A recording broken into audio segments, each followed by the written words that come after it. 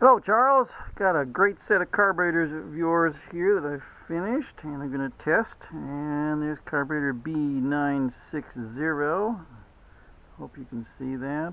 You can't tell exactly where it's focused here, but they're in the camera. And the other one is, let's see, with it B8288, I believe. See if I can illuminate that and put it in the camera field. It's terrible. Don't know where this thing's focusing. Anyway, get the camera back on the tripod so this is less frenetic. So what we're going to do is go over a few items. Now then, mounting the carburetors. Going to mount them. Make sure you mount them with the choke levers to the center. You're going to mount them loosely. It's where they just sit there, but you can move them around. Then you're going to get your big air collector log, and put it on the studs. I'll put the studs in after I do the bench testing. Anyway, you want to put your air collector on your air log, and then snug it down at a couple of points on each carburetor. Then do your final tightening on the mounting bolts for the carburetors. That way you can undo your air log, pull it off, do the final tightening on top and bottom. And then when you come time to do the final installation of the air log, you'll be able to slip it right in place, because otherwise these things move enough that if you attach them just as is, the air log will not fit necessarily. It'll make your life a lot easier. Another thing you're going to be doing is, when you install the fuel line, you're going to want to use 2 wrenches, one to stabilize this fitting in the body of the carburetor and the other one to do the actual turning. Fortunately, you have the later style carburetors, which are really nice. They got an extra thick boss right here to support the intake fuel fitting, and extra boss is underneath there to support the carburetors to the intake manifold. Really nice. This is the latest set of carburetors, the last iteration. Another thing we're going to check is, you always want to check your choke mechanism, and you can do this, make sure it's working properly, is when you put your choke on about halfway, give or take. You come over here and you flip that up and down, and get my fingers out of the way, and you can do the same thing with this choke. So make sure your chokes are free. You obviously won't need to do that now, but later on, as you drive the car and get some age on it. Now, you only have 3 adjustments that you get to make on these carburetors, essentially. The position of the choke levers, change the idle, and the idle mixture screws, which is right here. We'll address these first of all. Your choke levers, first of all, you got a cable on the dash, obviously, if you're pulling out, and that cable runs, what, 3 feet, give or take, makes a 90-degree and down and attaches here. So as you're pulling straight like this, the cable is coming up and trying to make a 90. The choke levers are trying to go up, straight up, except they do it in an arc. So what you got is a whole lot of geometry that's fighting itself. So make sure your choke cable is free and lubed up, and then that's, then you'll have as free a functioning or free running choke cable as possible, and it's still going to be kind of a pain in the ass. But what you can do is, in order to get these levers in the right orientation where it meets your air log, you get to adjust these jam nuts and screws right here, so you can adjust the levers in and out. You have just a little bit of a movement, but just enough to get the job done. And you may notice that as I move this choke lever, watch the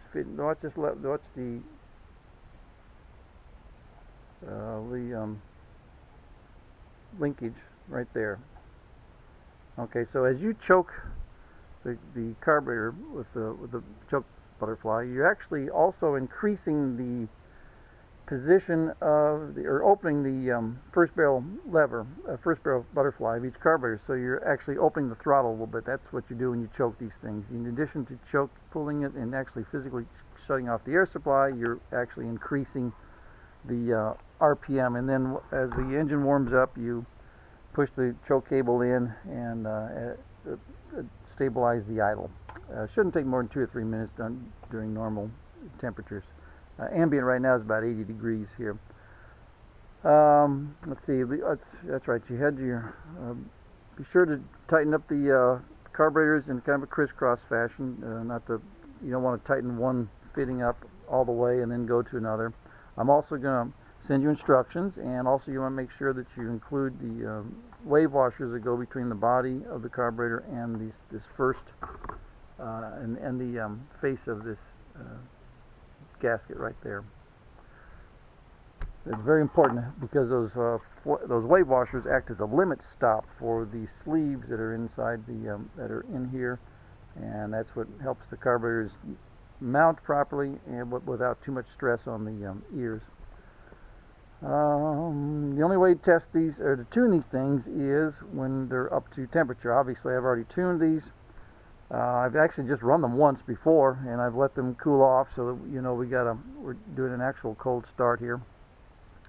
In order to cold start the car, make sure you got fuel into the float bowls, and that's why you've got the priming lever on the side of the fuel pump.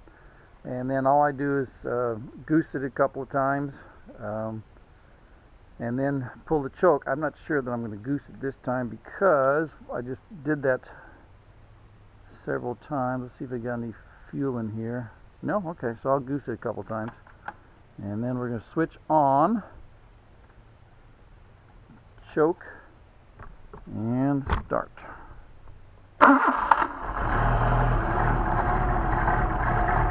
Not bad for cold. And we will slowly open the choke. And I have these tied together because this is your main choke lever right here with the heavy spring on it. This is just a slave that just follows it, and so that's why these are tied together, because running it, this lever right, this choke butterfly right here will just flop closed, and so that's why these are tied together, just to keep it from going someplace. So right now we are going to warm up the engine so I can show you how to tune it.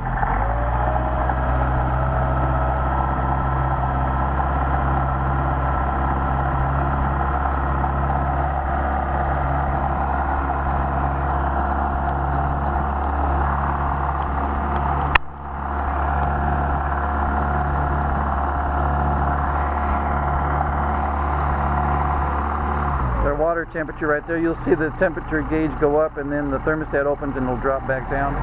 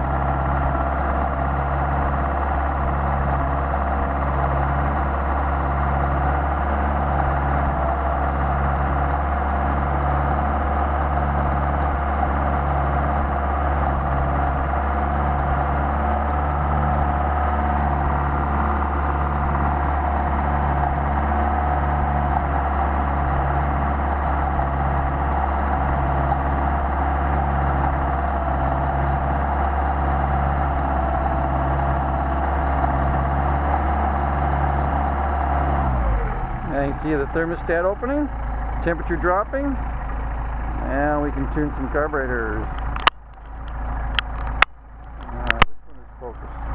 Alright. Also, I forgot to mention what you really need to use to synchronize these carburetors is a synchrometer.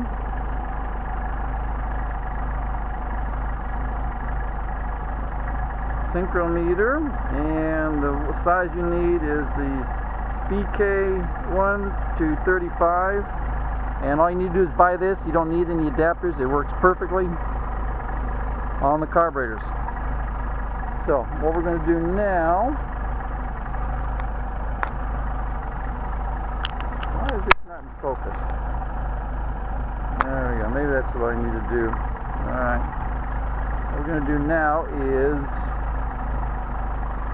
tune the carburetors. So what we're going to do is we want to make sure they're both drawing the same amount of air at the same time. And what we need to do to accomplish that goal is to disconnect a throttle linkage.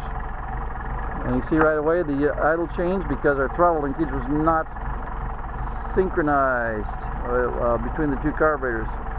You can hear the idle change. So what we're going to do with the synchrometer is we're going to check our airflow. And okay, and obviously got to make sure this throttle does not open up and the engine race away with you. So right now we're pulling this 5 and change, and that's a little bit below 5. So we're going to adjust it. We're going to bring this one up, increase our idle. See what we're going to, okay, so right about 5 1/4, 5 1/2, and a little bit more on this one right here. All right. Yeah, that's better. And let's move over here and show you this one.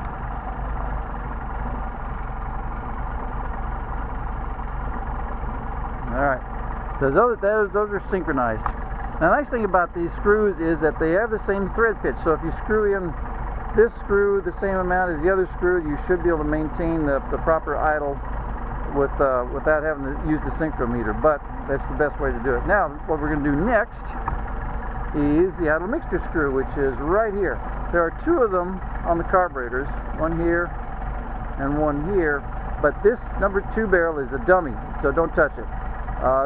The number 1 barrel of each carburetor is where you're going to do your tuning. And here's the other one right over here. You can see it, I think, through there. Yeah, okay. And what you're going to do is you want to adjust these by screwing them in till the engine stumbles, then screwing it out till the engine stumbles, and you're going to get your midpoint. And you should be able to hear it in the RPM.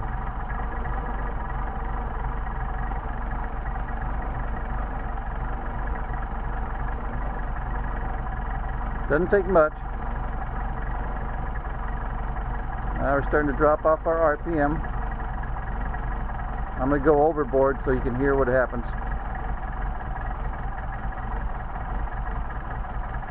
Starting to stumble. Now we're going to bring it back out. And you don't need to crank down on these things. You just very lightly screw it in and out. You don't need to crank down on these things. You hear idle pick up a little bit. Now let's go too far. Here it's starting to get worse. All right. Now we're smoothing it out. You obviously can use a tachometer, electronic tachometer, and see how you're doing. I have one that I'll show you in a little bit. Too much.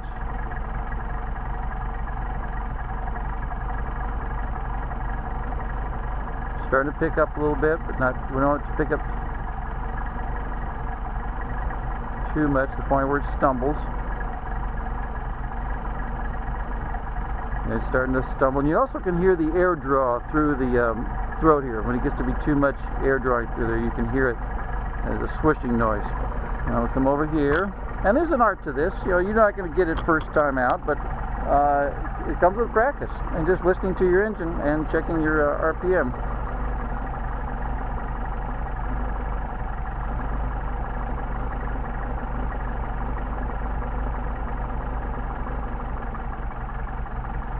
Definitely can hear that one dropping off. Oop, almost lost it.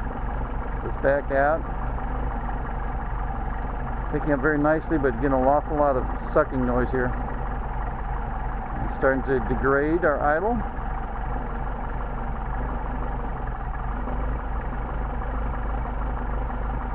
Picking up the idle.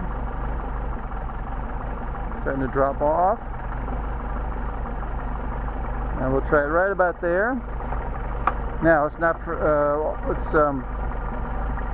check our idle. Now right now I've got an indicated 1000, but I don't think that's right. So what we're going to do is going to go over here to the electronic engine analyzer, and let's see, we're on high RPM, we're going to go to low RPM. Okay, so here's our RPM scale right across here, and here's our RPM right here, running 600, 625.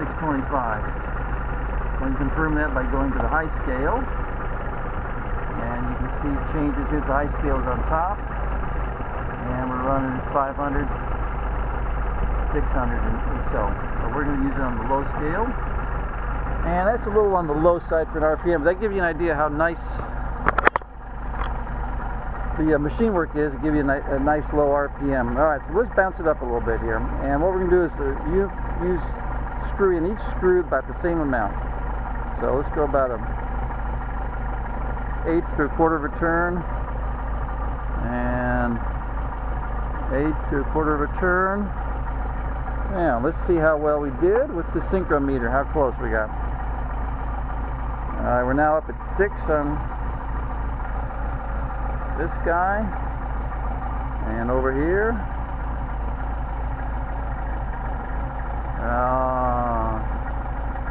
right at 6. So you can see how nicely we did doing that maneuver. And let's check our RPM. We are now running, we're on the low scale, we are running not 650, 700, which is pretty nice. I think it's a nice RPM, but factory says around 700, but 750, but this is a nice RPM for your engine. Next thing we need to check, double check, is we have enough clearance between the first barrel and the second barrel. And what I mean by that is you will see that this,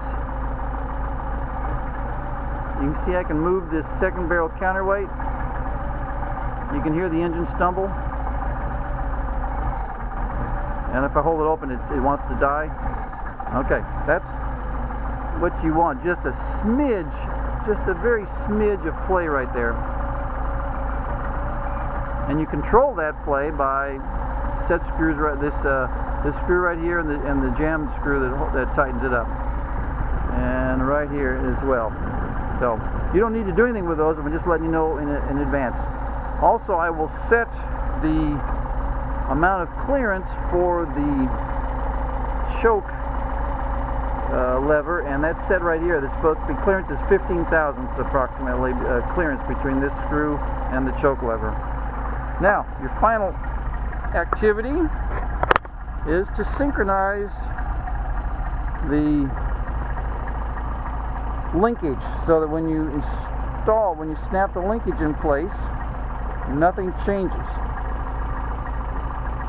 So I've done that once before. That's why this is on a turnbuckle, so you can dial in your linkage just perfectly.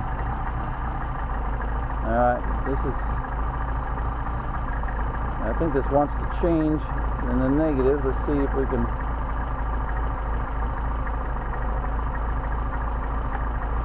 Alright, snapped it in place. Let's double check our. Okay, we're still at 6 here. Still at 6 there. So that means we did not alter our throttle linkage, and they are synchronized. And now we get to play.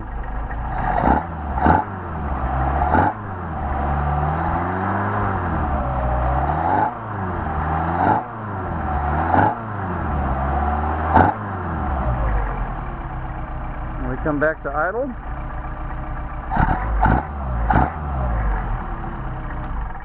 Turn it off. Try a hot start.